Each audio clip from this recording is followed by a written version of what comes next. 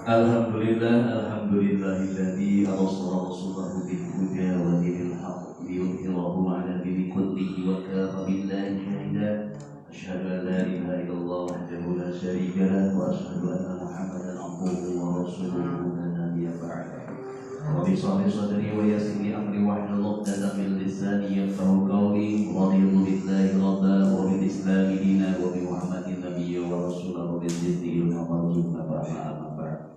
Hadirin ma'asyiral muslimin, sidang sholat subuh rahimahumullah. Pertama-tama marilah kita panjatkan puji, puja serta syukur kepada Allah Subhanahu wa taala yang syukur alhamdulillah pada pagi hari ini kita masih diberikan kesempatan Allah Subhanahu wa taala beribu-ribu nikmat, terutama nikmat Islam wal Islam, nikmat iman wal Islam, nikmat sehat wal afiat, sehingga Allah Subhanahu wa taala memudahkan langkah kaki kita untuk hadir di tempat yang mulia ini, di musola Al-Quran ini, untuk melaksanakan salah satu kewajiban kita, yaitu sholat subuh berjamaah, yang mudah-mudahan segala amal ibadah kita diterima oleh Allah Subhanahu wa taala. Shalawat wassalam semoga tercurah melimpah ruah kepada junjungan kita, uswatun hasanah kita, wa habibana nabiyana Muhammad sallallahu alaihi wasallam, kepada keluarganya, sahabatnya, hingga kepada umatnya hingga akhir zaman. Hadirin ma'asyiral muslimin, sidang sholat subuh rahimahumullah.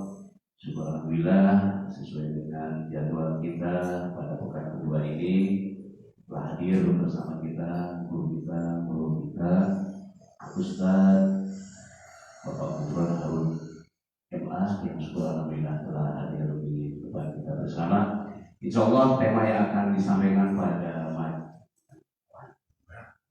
majelis taklim pagi hari ini berjudul Bekal untuk Akhirat, diambil dari kitab Zadul. Insya Allah 1 jam ke depan kita akan bersama-sama dengan guru kita. Untuk itu kami tidak mengambil waktu terlalu lama. Kita persilakan kepada Bapak Ustaz untuk menyampaikan materi. Assalamualaikum warahmatullahi wabarakatuh.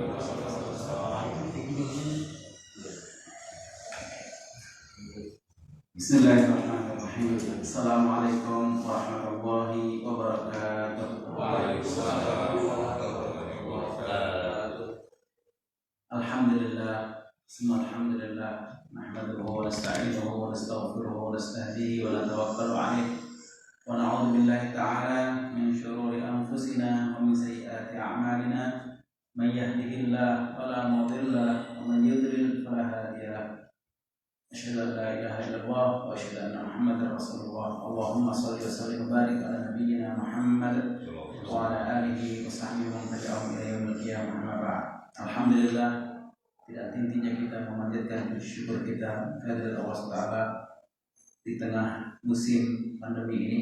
Kita masih bisa melaksanakan kewajiban kita, yaitu sholat subuh berjamaah, dan masih bisa kita berlangsungkan kajian rutin kita yang sudah pernah terhentikan dari bulan Februari sampai bulan sekarang Agustus, September, dan Agustus kita sudah mulai kajian kita yang terakhir ya.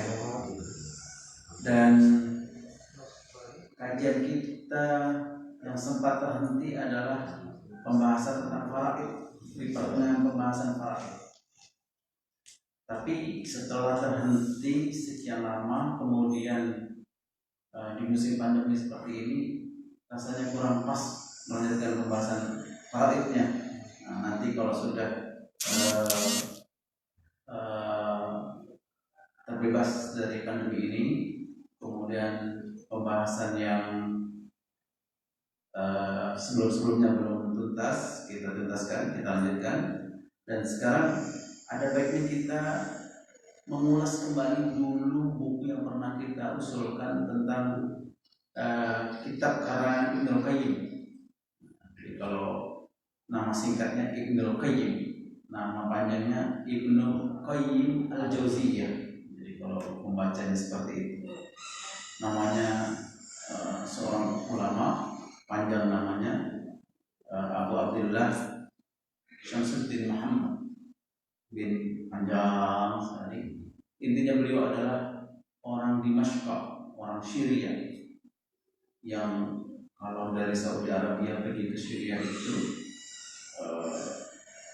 ya, berbulan perjalanan 3 sampai 4 bulan kalau naik onta. Kalau naik pesawat ya barangkali 2 jam antara Jakarta Surabaya, 2 jam lebih.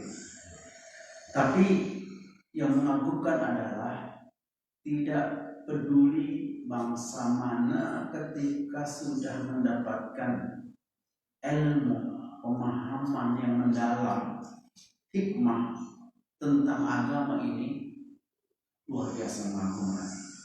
Jadi bukan hanya bangsa Arab saja, bangsa-bangsa non-Arab pun, bahkan ulama-ulama besar itu bukan datang dari Saudi Arabia, bukan dari asli bangsa Arab saja, tapi orang-orang Bukhara, orang-orang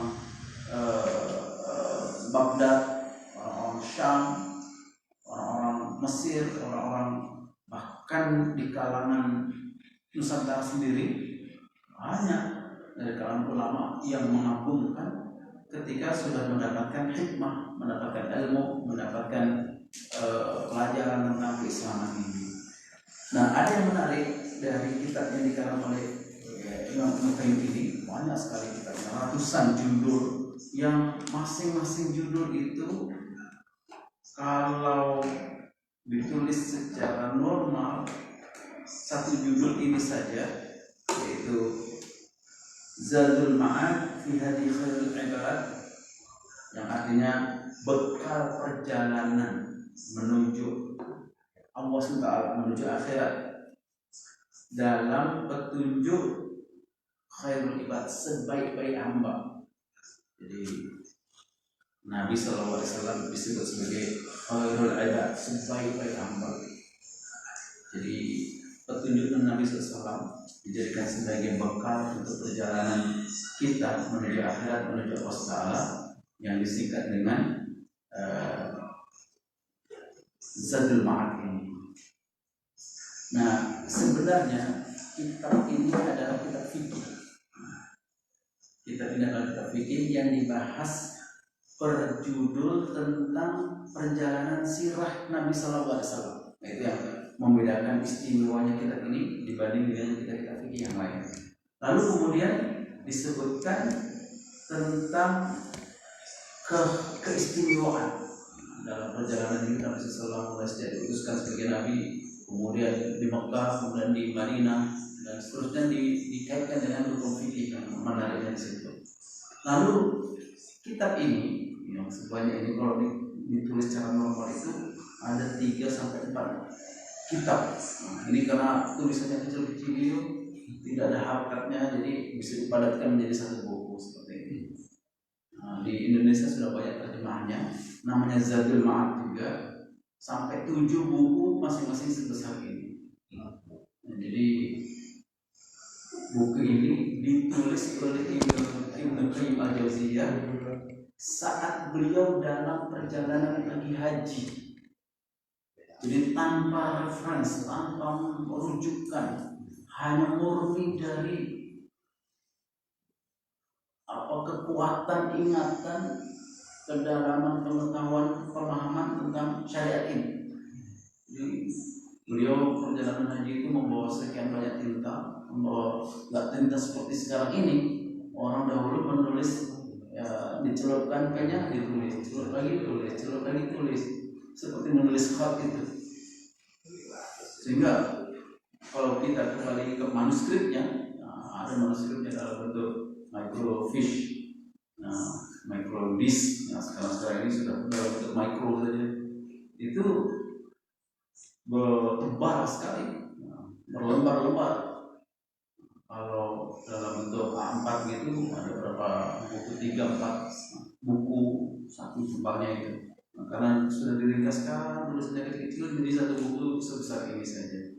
Nah, ada satu pembahasan yang menarik sekali yang kita kalau kaitkan dengan musim sekarang pandemi ini mengingatkan kita betapa seorang ulama, orang kalau sudah memahami syariat Islam, memahami hikmah-hikmah Islam itu dalam sekali, menjadi bekal bagi kita, menjadi pengetahuan bagi kita.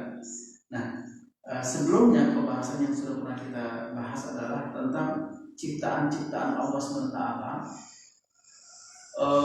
dari malaikat yang diciptakan, kemudian langit dan bumi yang diciptakan Allah Taala, kemudian manusia yang diciptakan Allah Taala, semuanya Allah Taala menjadikan yang terbaiknya.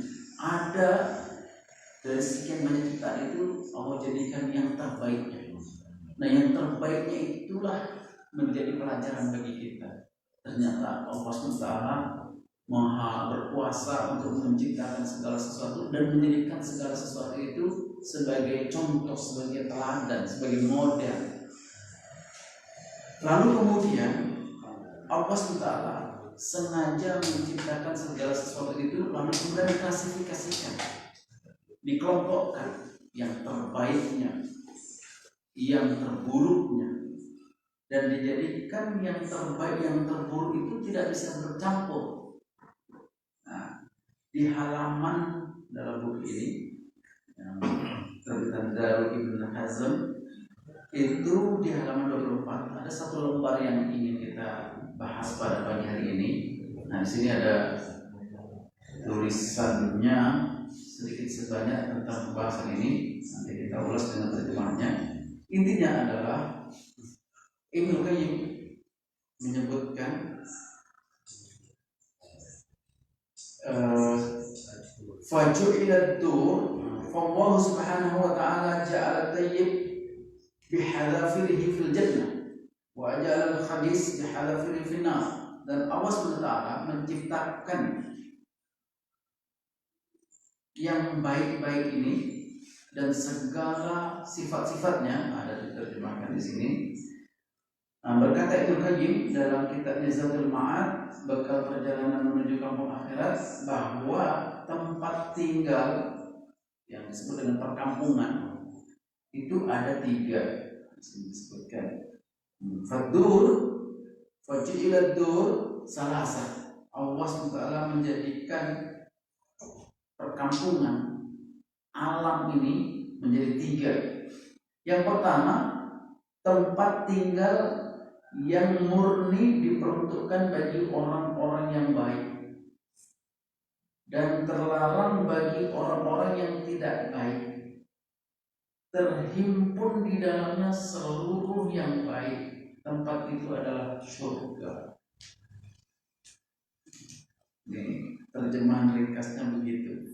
Padahal kalau kita baca teksnya panjang lebar sebelumnya itu, bahwa Allah SWT menjadikan segala sesuatu yang baik dengan berbagai macam cirinya, sifatnya, itu adalah surga, dan dijadikan segala yang buruk dengan segala sifatnya itu adalah neraka. Dan dijadikan di sini diterjemahkan kampung itu atau rumah itu menjadi 3. Baru dari situ kemudian nyambung. Lalu yang kedua, tempat tinggal yang murni untuk yang keji-keji dan kotor-kotor, dan tidak memasukinya kecuali orang-orang yang keji, dan tempat tinggal tersebut adalah neraka. Kita baca ya. Yang ketiga, tempat tinggal yang di dalamnya bercampur antara yang baik dan yang buruk. Semuanya bercampur baur di dalamnya, dan tempat tinggal tersebut adalah dunia ini. Jadi apa yang ingin disampaikan oleh Ibnu Qayyim dalam kitabnya ini itu menjelaskan kepada kita bahwa selama kita masih tinggal di dunia ini, maka segala macam kebaikan dan keburukan itu bercampur. Kadang kita bahagia, kadang kita sengsara, kadang kita bersuka cita, kadang kita berduka cita, kadang Ada orang baik, kadang ada orang buruk. Itu sifatnya dunia. Kadang ada sehat, kadang ada sakit. Nah, seperti pandemi seperti ini hanya terjadi ketika kita hidup di dunia. Kadang sehat, kadang sakit. Kadang suasana itu hidup, kadang suasana itu mati. Sampailah suatu ketika nanti batas waktu tertentu Allah SWT akan pisahkan.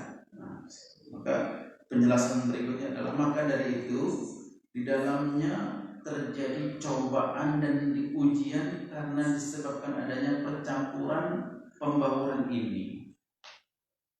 Disebutkan panjang lebar sebelumnya ini bahwa yang menyebabkan datangnya bencana, musibah, penyakit, kesempitan, kesulitan dan sebagainya itu semuanya adalah karena ada hal-hal keji yang terjadi. Jadi setiap kemaksiatan, setiap kedurhakaan, setiap perbuatan-perbuatan zalim itu mendatangkan kegelapan, mendatangkan kesusahan, mendatangkan bencana, musibah dan seterusnya. Dan hal itu sesuai dengan tuntutan hikmah ilahiyah. Allah Ta'ala sudah tetapkan yang sedemikian. Kelak ketika tiba hari kembalinya semua makhluk, maka Allah Ta'ala akan memisahkan yang keji dari yang baik, lalu menjadikan yang baik, memasukkan pelakunya yang baik-baik ini ke suatu tempat secara terpisah yang tidak bisa dicampuri oleh yang lain, juga menjadikan yang keji serta masukkan pelakunya ke suatu tempat secara terpisah yang tidak bisa dicampur oleh yang lainnya. Jadi disitulah kemudian sampai kepada pemikiran kita makul, yakni masuk akal. Kemudian Allah Ta'ala membuat tempat yang dinamakan surga, kemudian satu lagi membuat tempat yang dinamakan neraka.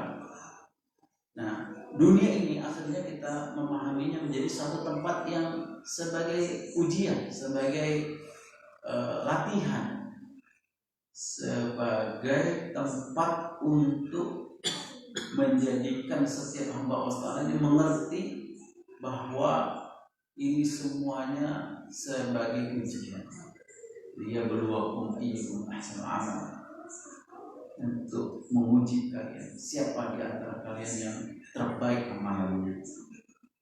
Nah, sampai di sinilah kemudian kita itu mengerti bahwa Allah SWT menjadikan sesuatu itu lalu kemudian diuji. Maka ketika sesuatu itu baik akan dikumpulkan dengan yang baik. Sesuatu itu ketika keji dikumpulkan dengan yang keji. Lalu kemudian dia tidak akan pernah bisa bercampur antara yang buruk dan yang baik. Memang masing-masing sudah diberikan sifat dan ciri yang tidak akan pernah bisa bersatu. Oleh karena itu, nanti di akhirat yang baik-baik akan bercampur, berkumpul di satu tempat. Yang buruk-buruk akan bercampur dan akan berkumpul di satu tempat, dan tidak mungkin bisa disatukan. Sampai pada pembahasan panjang lebar diterangkan wal maksud anna Allah Subhanahu wa ta'ala ja'ala lis-sa'ada wa saqawa unwanan yu'rafani bihi fas-sa'id at-tayyib la yaliku illa tayyib wa la ya'ti illa tayyiban wa la yasduru minhu illa tayyib. Bahasanya luar biasa, panjang dan indah sekali, dan ada beberapa istilah-istilah, beberapa ungkapan-ungkapan yang mengagumkan. Lalu kemudian Allah Ta'ala menjadikan kebahagiaan dan kesengsaraan itu ada ciri-cirinya, ada tanda-tandanya yang bisa diketahui, yang bisa dikenali. Fasa'id at-tayyib, maka orang yang berbahagia, orang yang baik itu tidak akan pernah sesuai, tidak akan pernah bisa bercampur dengan kebaikan itu kecuali yang baik-baik saja, dan tidak melakukan sesuatu, tidak mendatangkan sesuatu kecuali yang baik-baik saja, dan tidak keluar daripadanya melainkan yang baik-baik saja. Tidak berpakaian kecuali yang baik, tidak bergaul kecuali yang baik, tidak memakan kecuali yang baik, tidak membuat keluarga kecuali keluarga yang baik dan seterusnya. Wasyakil khabis, dan orang-orang yang buruk, orang-orang yang keji, tidak sesuai baginya kecuali kekejian. Walayati illa khabisan, tidak keluar daripadanya, tidak melakukan sesuatu kecuali yang buruk-buruk saja, dan tidak terhasil daripadanya kecuali yang buruk-buruk saja. Fal khabis yatafajjar min qalbihi al khabas, dan orang yang buruk itu tidak ada keluar daripadanya kecuali keburukan, sampai dari dalam hatinya pun keburukan, sehingga keluarlah di lisannya keburukan, dari anggota tubuhnya perbuatannya keburukan. Sementara yang baik keluar dari hatinya kebaikan, dan keluar dari lisannya kebaikan, dan keluar dari anggota tubuhnya gerakan-gerakannya suatu kebaikan. Nah, begitu. Tapi ada kalanya seseorang itu terhimpun kebaikan dan keburukan dalam dirinya. Nah, bagi yang dominan kebaikan, tetap kebaikan juga yang terhasil dari orang tersebut. Bagi seseorang yang keburukannya dominan, tetap keburukan juga yang dominan, yang paling banyak, yang menjadi sifat menciri pada orang tersebut. Kecuali Allah SWT berikan hidayah kepadanya, atau seseorang itu ada usaha, ada upaya untuk mencari tahu, untuk belajar, untuk mendapatkan petunjuk dengan apapun cara, untuk mendapatkan hikmah itu, sehingga dia ditolong untuk menjadi yang baik. Intinya tidak mungkin bercampur pada diri seseorang yang sudah terbiasa melakukan kebaikan untuk kemudian cenderung kepada keburukan. Begitu juga dengan orang yang sudah ditetapkan dirinya buruk, keji, tidak mungkin bisa bercampur pada dirinya kebaikan, kecuali ada pertolongan, ada petunjuk, ada hidayah dari Allah SWT. Oleh karena itu, di sini disebutkan, intinya Allah SWT hanya bisa memasukkan hamba-hambanya yang baik itu ke surga, mendekat kepada Allah Ta'ala, dan memasukkan hamba-hambanya yang keji, yang buruk itu ke neraka, sampai habis semua keburukan-keburukannya itu, baru kemudian dimasukkan ke dalam surga. Jadi solhahina idin li jawarihi wa masakin yatayyibin min ibadihi wa ikram min nas min finnar ala hasbi sur'ati zawali tilkal khaba'is. Jadi orang yang baik yang masih bercampur padanya keburukan-keburukan itu, maka dibersihkanlah keburukan-keburukan itu di neraka sampai habis, dan kemudian tinggal kebaikan saja, baru kemudian diangkat dan dimasukkan ke dalam surga. Lalu kemudian di sini disebutkan yang menarik, yaitu walam makana musyrik khabasul unsur wa khabasul dzat. Adapun orang-orang musyrik itu keji dari materinya, unsurnya, dan keji juga dari zatnya. Jadi dalamannya, luarannya, semuanya buruk.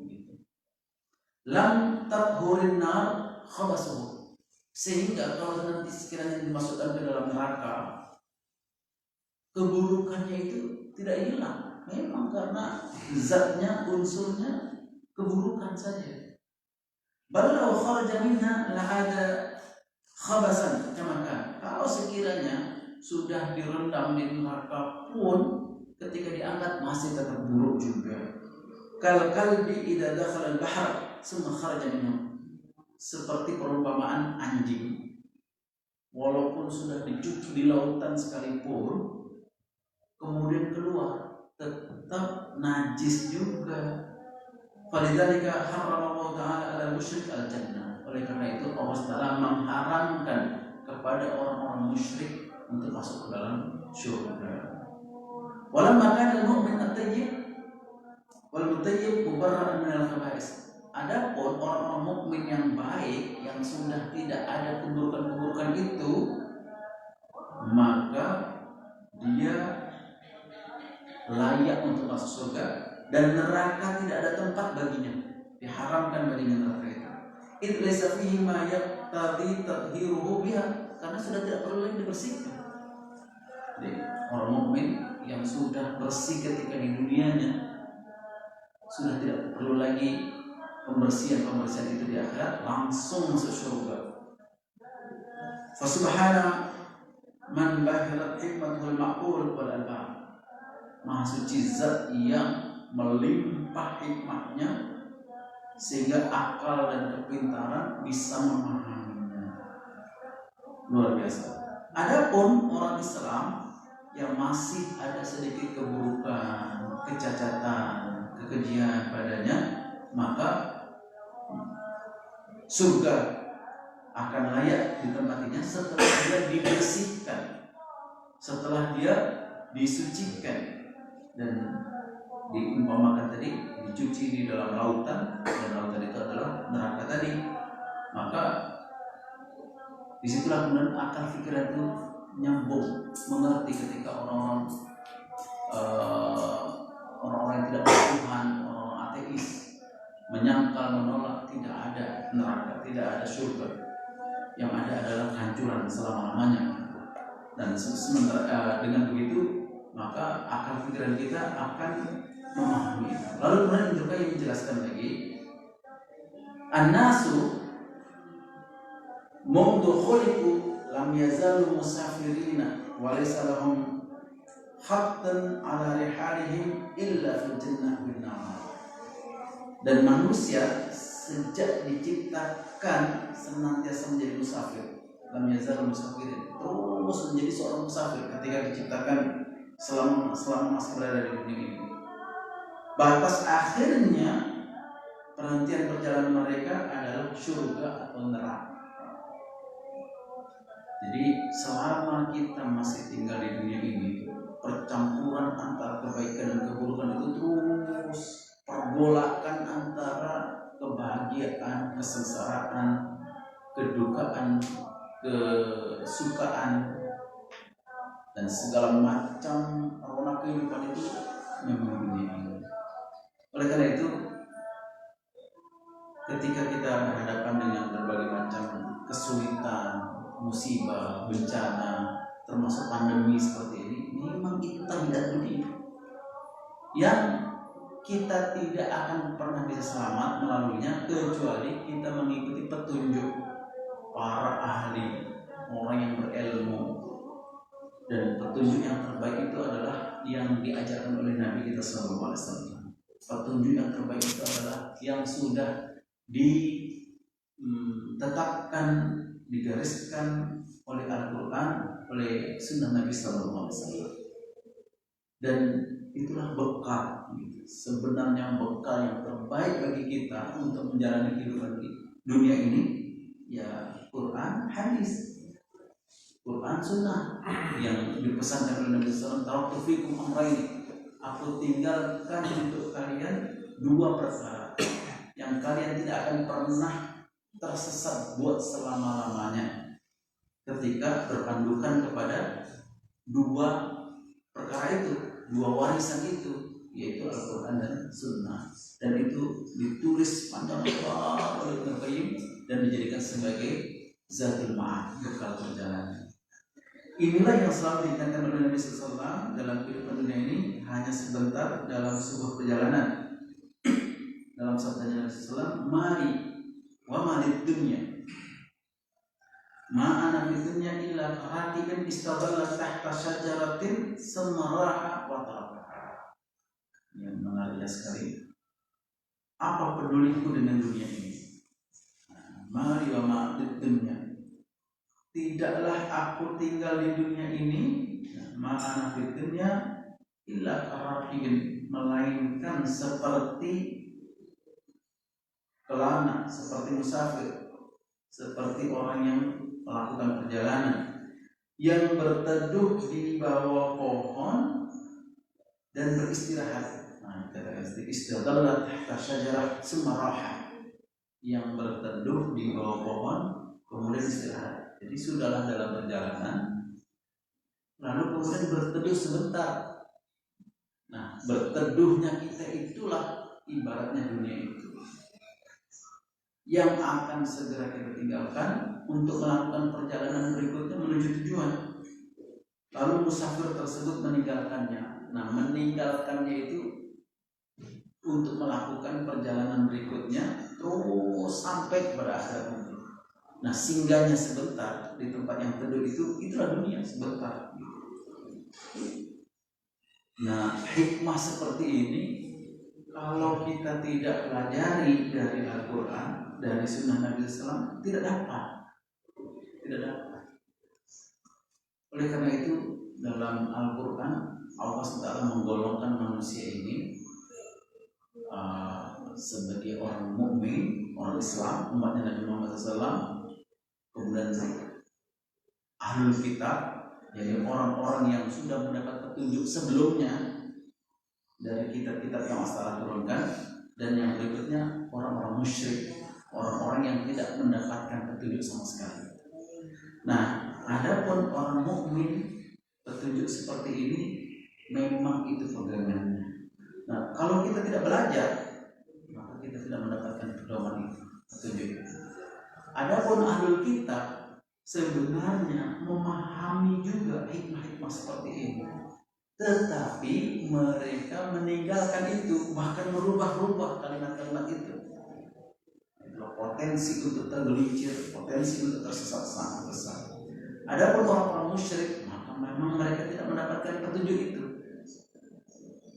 Tetapi sekali lagi, apa yang disampaikan oleh Ibnu Qayyim dalam kitabnya ini, adapun orang-orang yang memang sudah tertanam di dalam dirinya kebaikan, sudah terletak satu chip di dalam dirinya itu kebaikan, maka dia akan tetap cenderung pada kebaikan.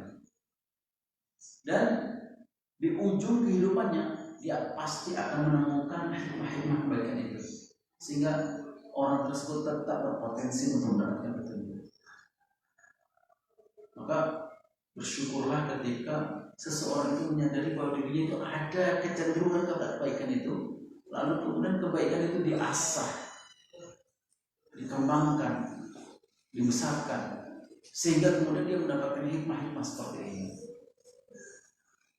Masya Allah, ini satu karunia Allah Taala. Oleh karena itu kadang-kadang kita mendapati orang-orang Barat, atau orang-orang yang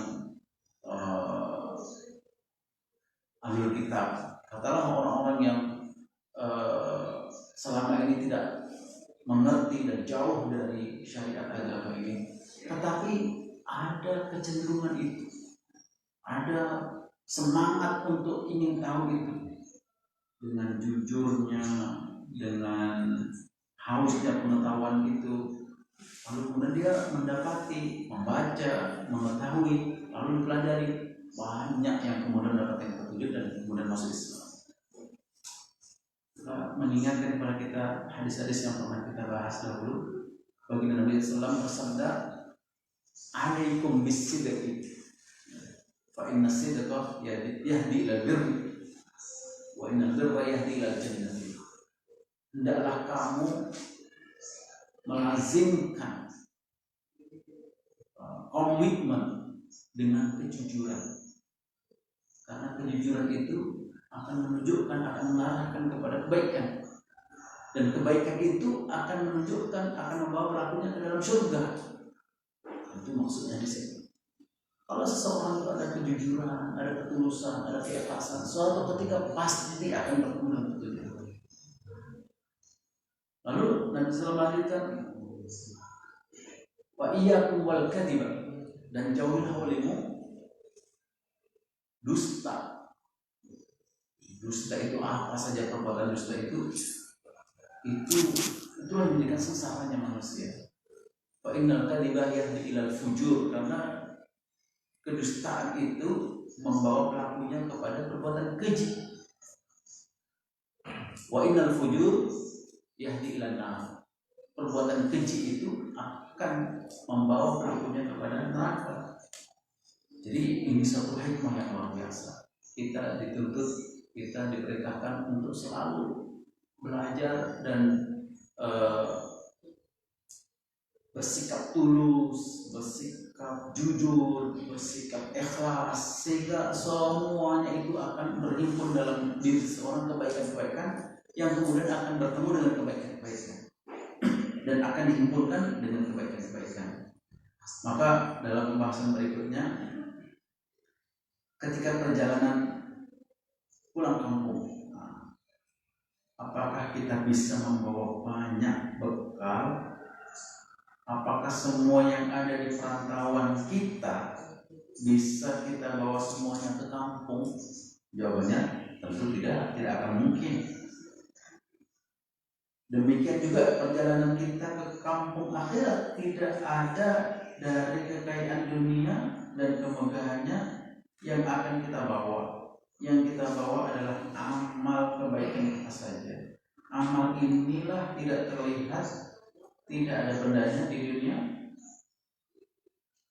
tapi itulah yang akan kita bawa nanti ke akhirat.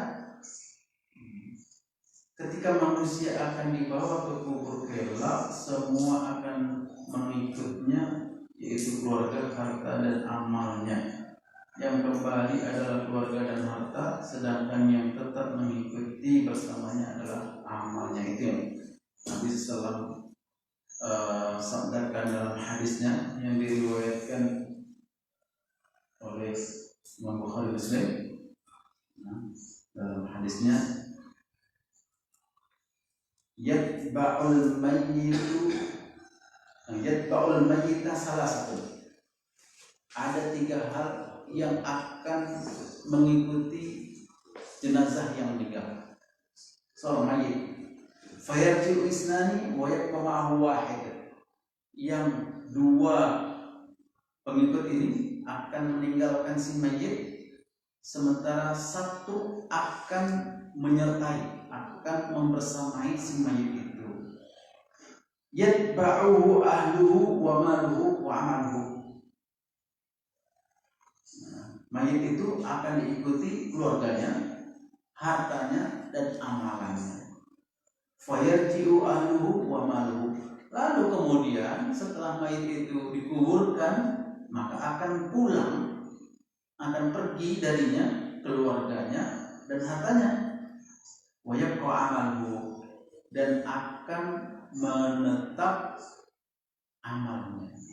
Jadi ketika kita hubungkan dengan keadaan sekarang ini, apa yang terjadi, baik berupa pandemi, baik berupa musibah, bencana, kesempitan hidup, kesulitan hidup, itu semuanya adalah sifatnya sementara, yang akan kita tinggal, yang akan kita lalui, yang pasti selama hidup di dunia pasti akan berhadapan dengan itu semuanya.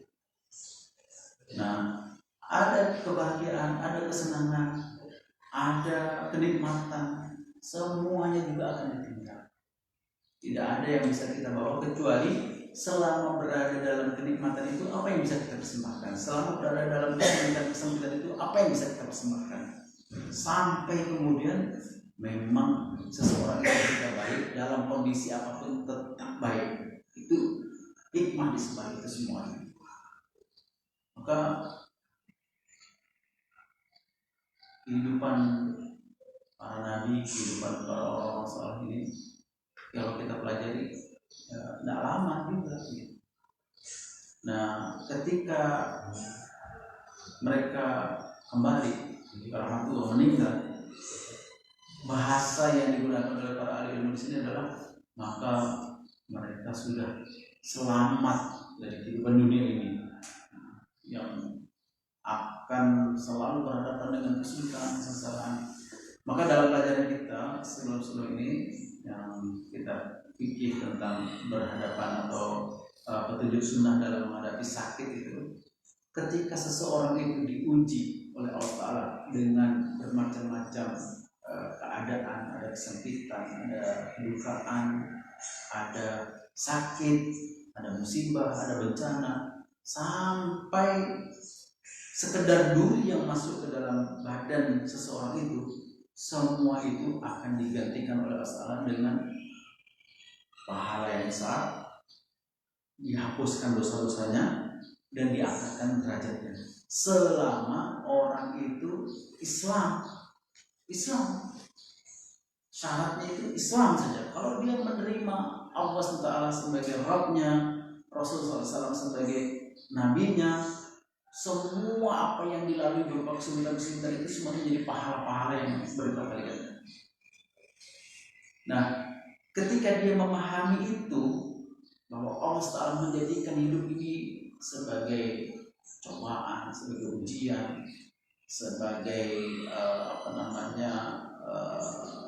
untuk dia bersikap sebagaimana diajarkan bersama, yaitu bersabar, tabah, itu semuanya menjadi balasan pahala. Itu semuanya menjadi sebab untuk menghapuskan dosa. Itu semuanya akan mengangkat derajat orang tersebut. Ya, karena itu tabiat dunia seperti itu. Sama seperti anak kecil ketika belajar berjalan itu dia tertatih-tatih, jatuh, lecet, kadang-kadang sampai patah. Belajar naik sepeda, jatuh, patah kakinya, itu semuanya menjadi kebaikan. Dia akan menjadi anak yang kuat tulangnya, setelah itu menjadi orang yang tahan penyakit, menjadi orang yang cepat tumbuh. Nah, begitulah diibaratkan orang Islam ketika berhadapan dengan musibah bencana. Tetapi itu tidak dimiliki oleh orang kafir. Kenapa? Karena orang kafir tidak percaya bahwa itu adalah Allah SWT jadikan sebagai ujian bagi dirinya. Dia tidak percaya, dia tidak mengakui itu. Sedikit saja yang membedakan antara orang muslim dengan orang non-muslim. Yang muslim ini mempercayai itu semuanya datangnya dari Allah. Allah memberikan baginya ujian, lalu disikap dengan sabar, dan kesabarannya itulah yang menjadikan dia unggul. Nah, pernah dulu kita membahas tentang Allah Ta'ala pernah berfirman kepada Nabi Isa bahwa Allah akan membangkitkan satu umat setelahnya, ya kita semuanya ini umatnya Nabi Muhammad SAW, yang cirinya itu adalah apabila mendapatkan kebaikan, syakaru wa hamidu, mereka bersyukur kepadaku dan memujiku. Apabila mereka mendapatkan musibah, sesuatu tidak menyenangkan, ihtasabu wa sabaru, mereka bermuhasabah diri dan mereka bersabar atas ketetapan itu. Padahal sebelumnya mereka itu tidak ada ilmu dan tidak ada karakter itu. Wala hilma wala ilma. Itulah kemudian yang menjadikan kagumnya Nabi Isa dalam hadis yang diriwayatkan Imam Bazzar itu. Kaifa ya Rabb wala ilma wala hilma. Bagaimana itu bisa terjadi ya Allah? Bagaimana itu bisa mereka mempunyai sifat itu ya Allah, padahal mereka tidak punya karakter sebelumnya dan tidak punya ilmu sebelumnya. Nabi kemudian Allah berfirman, "U'tihi min ilmi wa hilmi." Akulah yang memberi mereka ilmu itu dan akulah yang memberi mereka karakter itu, sifat itu. Gitu. Jadi ketika seseorang itu memiliki rasa syukur, memiliki rasa sabar, itu sangat mengagumkan. Siapapun penduduk ini akan kagum dengan orang-orang yang memiliki rasa syukur dan sabar itu. Dan inilah yang panjang lebar disebutkan oleh Ibnu Qayyim dalam satu lembar karangannya ini. Dan itu murni dari pemikirannya saat dalam perjalanan ditulis kalimat-kalimat itu. Maka definisi yang seperti ini, sabar dan syukur, itu hanya bisa dimiliki oleh orang-orang yang sudah lama belajar, sudah banyak ilmunya, sudah paham betul tentang hakikat dunia ini. Atau itu hanya bisa dimiliki oleh orang-orang yang mempunyai karakter sukses, seolah-olah sudah mengalami hidup sekian ratus tahun, paham betul memang begini sih yang harus dilakukan, yang harus disikapi dalam kehidupan ini, ya seperti itulah. Yang mengagumkannya itu di situ. Oleh karena itu dalam Berikutnya Imam Ibnu Qayyim ini mengajak kita untuk merenung bahwa yang namanya perjalanan dalam suatu safar itu pasti kesusahan, ada ketidaknyamanan. Selama dalam jauh lagi panjang ini kita tidak merasa senang dan gembira terus menerus atau bahkan bermain-main. Nah, dalam ungkapannya lagi wal akil ya'lamu as-safar mabniyun 'alal masyaqqah wa rukubil akhtar. Orang yang berakal akan tahu bahwa bermusafir itu identik dengan kesusahan, terpapar dengan berbagai macam bahaya. Nah, selama hidup di dunia begitulah keadaannya, terus terancam, terus terpapar dengan keadaan yang bahaya. Wa minal muhali 'adatan ay yutlaba fihi na'imun wa ladzatun wa rahatun. Dan mustahil dalam perjalanan itu pada umumnya untuk bisa mendapatkan kenikmatan, kenyamanan, kelezatan. Innama dzalika ba'da intihai safar. Semua itu, kenyamanan, kenikmatan, kerehatan dan sebagainya itu hanya bisa didapatkan setelah melakukan perjalanan, setelah selesai perjalanan itu. Dan nanti di akhirat itu yang difahami, yang kita pahami, yang kita bisa hasilkan pemahaman dari bacaan yang baru satu lembar ini gitu. Maka akhirnya pemberhentian terakhir merupakan kehidupan yang sesungguhnya. Dan Allah berfirman dalam surah Ghafir, ya qaumi innama hadhil hayatud dunya mata'un wa innal akhirata hiya darul qarar. Wahai kaumku, maksud Nabi sesungguhnya kehidupan dunia ini adalah kesenangan sementara dan sesungguhnya akhirat itu adalah negeri tempat kembali.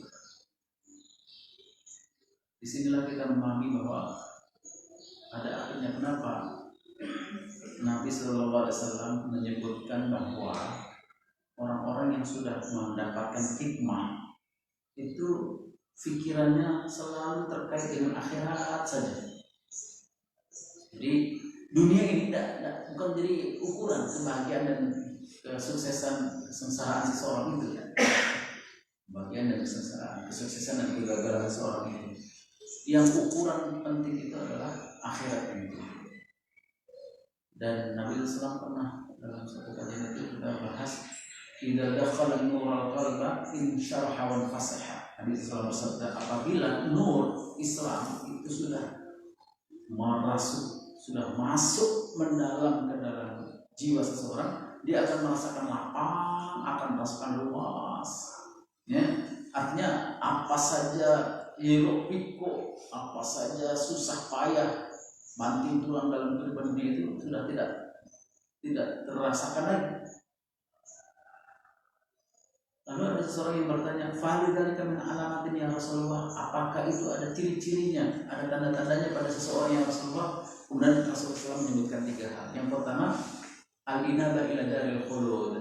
Ketika seseorang itu merindukan untuk kembali ke alam akhirat, kembali ke surga maksudnya. Jadi dia terbayang nanti di akhirat itu kita akan mendapatkan balasan Allah SWT yang lebih besar. Sama dengan orang dalam perjalanan itu, kenapa dia sanggup melalui susah payah, naik turun kendaraan, berhadapan dengan bermacam-macam kesulitan. Karena yang dibayangkan nanti kalau sudah sampai di kampung halaman, kita harus bisa istirahat, kita bisa makan, kita bisa berkumpul lagi, kita bisa melakukan seperti itu. Ja'alna ila darul khulud, kerinduan untuk bisa kembali, untuk bisa sampai kepada alam akhirat yang kekal abadi itu, darul khulud. Yang kedua, Nabi SAW menyebutkan at-tajafa darul khulud, perasaan ingin menghindar, menjauh dari kehidupan yang penuh dengan tipu daya ini. Jadi gambarannya Nabi SAW mengajarkan bahwa dunia ini penuh dengan tipu daya, hindari, ambil seperlunya untuk melakukan perjalanan berikutnya. Kemudian yang ketiga, Nabi SAW menyebutkan wa istiadat lil mauti qabla nuzuliha, Yang ketiga itu cirinya adalah ketika seseorang itu sibuk mempersiapkan kematian sebelum datang waktunya, yaitu dengan amal-amal saleh. Nah, selama pandemi ini, ya kalau kita pikirkan tentang kesusahan, ancaman bahaya, penyakit yang tidak habis-habisnya itu, ya menjadi stres, menjadi susah hidup kita. Tapi kalau itu kita anggap sebagai tantangan untuk terus kita melakukan kebaikan, mempersiapkan diri, bekal kita, perjalanan sebelum meninggal itu tetap kita berusaha untuk beramal. Itu yang menjadikan sesuatu menjadi lapang, menjadi luas. Tak peduli semua dengan keadaan itu. Yang penting kita sudah mengikuti aturan kesehatan, protokol kesehatan. Lalu kemudian kita tetap berkarya, tetap beramal dan seterusnya. Maka di akhir pembahasan kita ada satu ungkapan ayat dalam surah Al-Hadid, in ya'lamu annamal hayatud dunya la'ibun wa lahwun wa zinatun tafakhurun bainakum wa takasurun fil amwali wal aulad kamasali ghaisin a'jaba al-kuffar nabatuhu summa yahiju fatarahu musfarran summa yakunu khutama wa fil akhirati 'adzabun syadidun wa maghfiratun min Allahi wa ridwan wa ma hayatud dunya illa mata'ul ghurur. Jadi itu tentang kehidupan dunia. Ketahuilah bahwa sesungguhnya kehidupan dunia ini hanyalah permainan dan sesuatu yang melalaikan, perhiasan dan bermegah-megah antara kamu serta berbangga-bangga tentang banyaknya harta dan anak. Seperti hujan yang ketika turun bisa menjadikan tanah yang tadinya gersang itu tiba-tiba tumbuh berbagai macam tanaman yang mengagumkan para petani. Kemudian tanaman itu tiba-tiba menjadi kering ketika datang kemarau, kering lagi seolah-olah nggak pernah ada tanaman di situ. Dan kamu lihat warnanya kuning kemudian menjadi hancur, dan di akhirat nanti ada dipersiapkan azab yang keras, tapi ada juga ampunan dari Allah serta keridhaannya. Dan kehidupan dunia ini tidak lain hanyalah kesenangan yang menipu sementara. Nah, di akhir pembahasan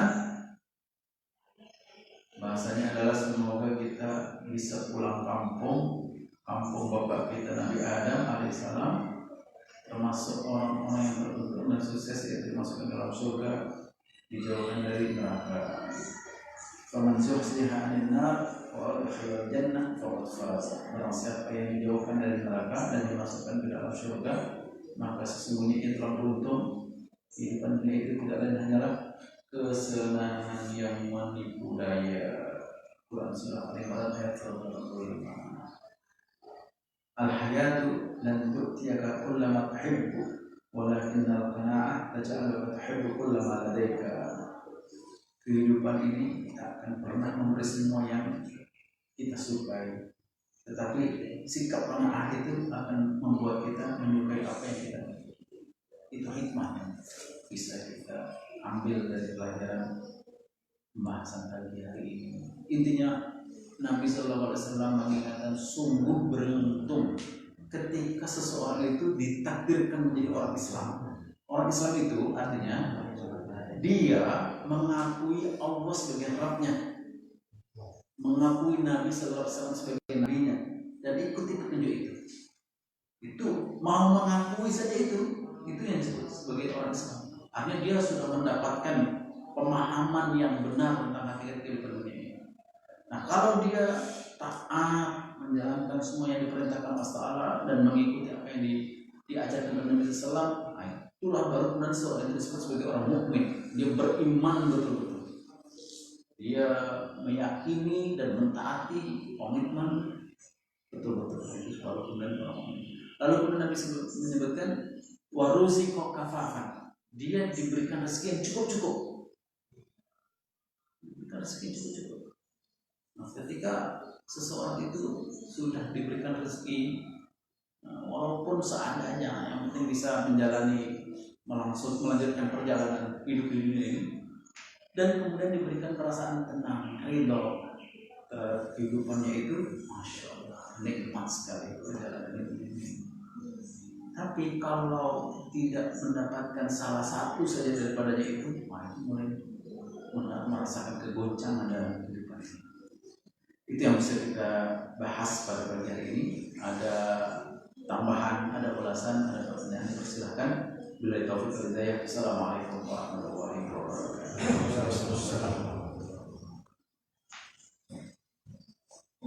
Baik, Bapak mungkin ada yang mau ditanyakan. Iya. Tolong. Sudah lama nggak ketemu. Berapa bulan ini? Bismillahirrahmanirrahim. Assalamualaikum warahmatullahi wabarakatuh.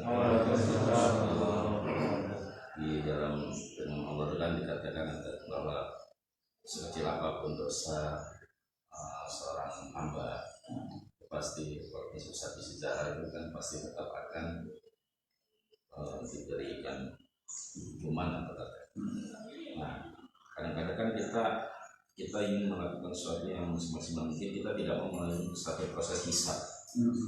Nah, maksudnya itu tidak mau mampir ke neraka, maunya kan langsung masuk surga. Tapi kan kita tidak pernah tahu perasaan seperti apa atau bayangan atau rasa seperti apa bahwa kita ini sudah diampuni dosa-dosa kita, walaupun hanya sebesar biji zarah itu. Bagaimana cara kita yakin apakah kita harus dalam satu perasaan was-was dan harap atau khauf dan hawas itu? Gimana Ustaz? Kaitan dengan yang berjalan. Dulu pernah kita bahas penjelasan Ibnu Qayyim juga tentang keadaan orang-orang yang masuk atau berjalan menuju ke akhirat nanti. Orang-orang Islam, orang-orang beriman itu ada 3 keadaan masuk surga itu. Dalam kitab ini juga dibahas. Yang pertama, satu golongan, satu kelompok yang masuk surga tanpa hisab, langsung. Bahkan perjalanannya itu masuk surga itu disambut, dialu-alukan. Seolah para malaikat yang menyambut itu sudah kenal satu persatu. Masuk sini, masuk Islam.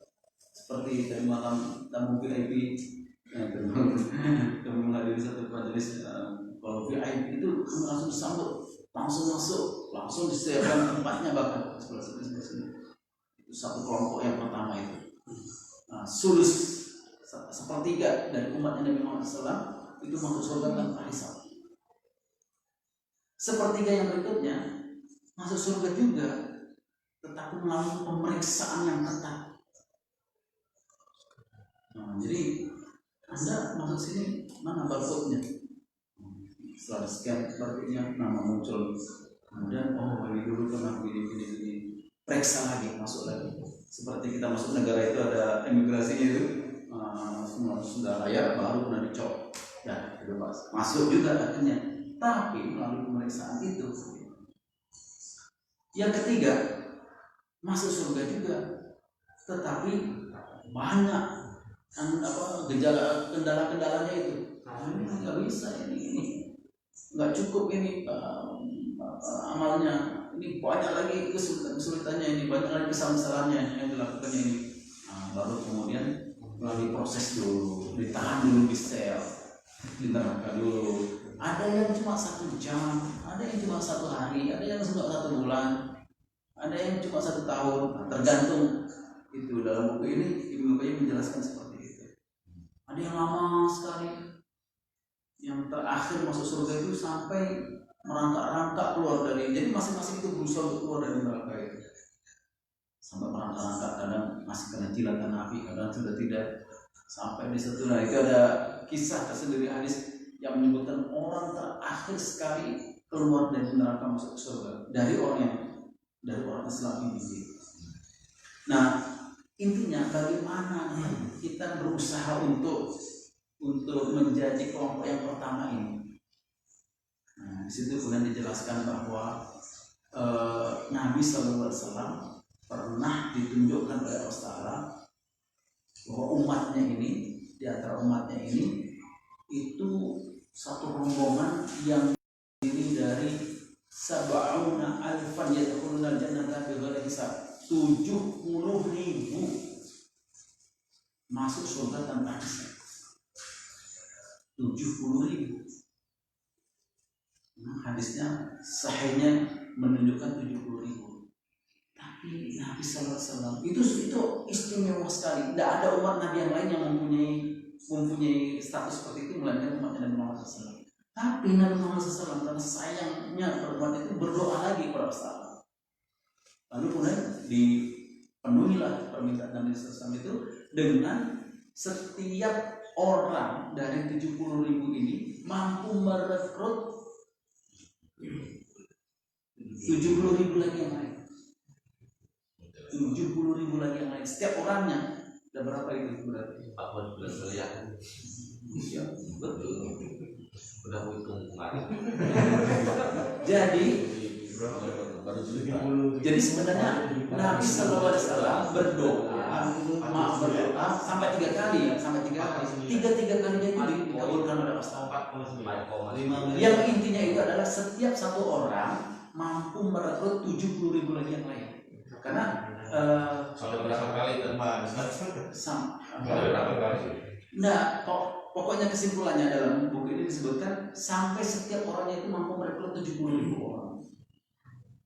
Mampu merekrut 70.000 orang. Oleh karena itu, kenapa kita diperintahkan untuk selalu belajar, selalu membersamai orang-orang baik, selalu ada yang dijadikan sebagai contoh teladan dalam hidup ini. Makanya Nabi SAW betul-betul keras sekali itu peringatannya. Barang siapa yang mencintai suatu kaum, maka dia bersama dengan kaum tersebut. Maka kenapa Nabi SAW begitu keras mengharamkan gambar, gitu kan? Haram itu keras sekali Nabi SAW itu mengharamkan itu.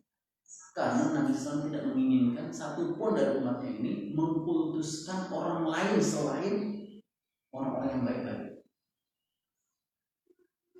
Ya, kadang-kadang kita meletakkan gambar Ronaldo di sini atau menempel gambar besar Ronaldo di rumah kita, itu Nabi melarang betul. Karena dikhawatirkan orang itu akan bersama dengan Ronaldo itu nanti.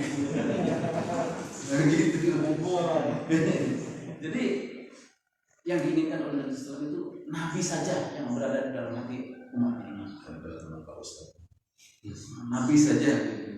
Kalau dengan orang lain pun, orang yang bisa mendatangkan semangat pada dirinya untuk melakukan kebaikan, nah itu baru nanti akan seperti kenapa kita mempelajari Ibnu Qayyim ini.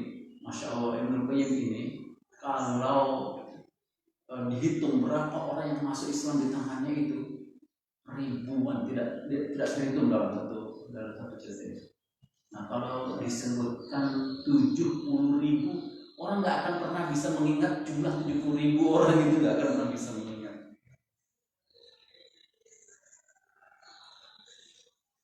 Nah, yang seperti itulah guna yang diharapkan oleh Nabi kita SAW. Jadi yang ada pada hati umatnya itu hanya Nabi SAW saja.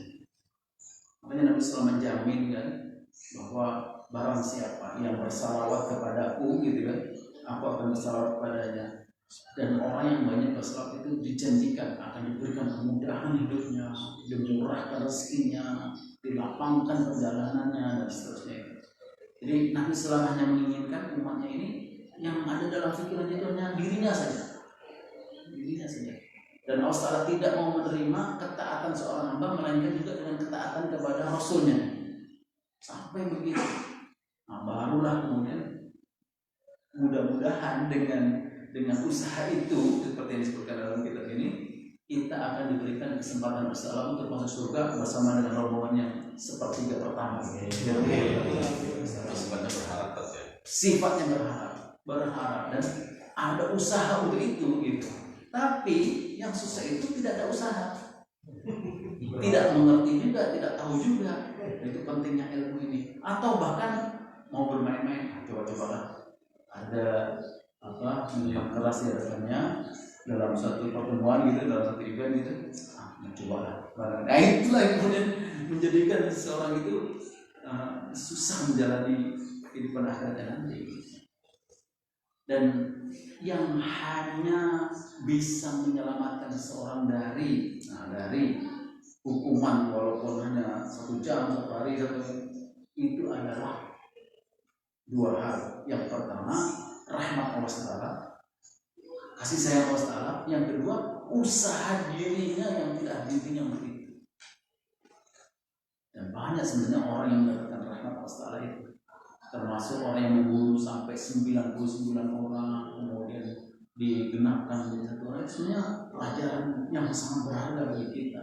Allah kalau sudah menghendaki kepada seseorang itu kebaikan, jangankan seseorang melakukan bermaksiat yang sedikit-sedikit itu, maksiat yang paling besar sekalipun, membunuh 1 orang itu kan kisah hukum, dia harus dibunuh. Nah ini 99 orang, digenapkan lagi 1 orang jadi 100 orang. Hukuman apa yang layak pada orang ini gitu kan? Tapi Allah ketika merahmati orang tersebut, tidak ada menjalani hukuman, langsung masuk surga orang itu. Hadis sahih diriwayatkan oleh Imam Muslim. Jadi kita nggak perlu ragu lagi, seorang itu ketika sudah menerima Islam, udah aman sudah gitu. Jamin Nabi SAW selamat orang itu. Tinggal sedikit saja, tambahkan amal soleh yang bisa mendatangkan rahmat dari Allah Taala. Selamat sudah. Nah jadi sama ketika orang-orang Kristen menyebutkan orang Kristen itu ketika meninggal sudah bersama dengan Bapa di surga, gitu kan? Itu padahal belum jelas amalnya apa. Maka orang Islam lebih mudah lagi dengan itu. Yang penting percaya kepada Allah, ikut pada Rasulullah, ada sedikit amal salehnya udah pasti dijamin masuk surga.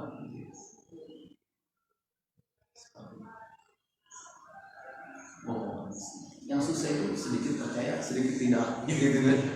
Masih mempermainkan orang Islam, masih menganiaya orang Islam, masih mencurigai orang Islam, dianggap ini semua orang di sini good looking. Nah ini ada potensi. Itu yang susahnya di situ. Serius. Ya kadang-kadang dicurigai. Nah ini, wah besar. Baik, mungkin pertanyaan Pak Ari tadi untuk materi daripada pertanyaan pagi hari ini yang mudah-mudahan harapan kita semua sebagai Allah ridho kepada kita semua kita bisa dikumpulkan kembali di surga yang Al-Fatihah. Terima kasih kepada Ustaz yang telah menyampaikan ilmunya, dan tentu mengucapkan terima kasih kepada para jamaah yang selalu hadir di tempat yang mulia ini, khususnya Pak Hari, aman nih, Pak Purwo nih jalan ke Alfat nih. Nah Pak Hari datang kemarin dijemput gitu. Kalau ada pengajian datanglah nanti ke Alfat. Insya Allah Pak Hari tenang aja. Alfat selalu ada di hati kok. Mari kita tutup dengan doa kafaratul majlis. Subhanallah wa bihamdihi, asyhadu an la ilaha illa anta, astaghfiruka wa atubu ilaik. Lebih kurang yang mohon maaf. Assalamualaikum warahmatullahi wabarakatuh.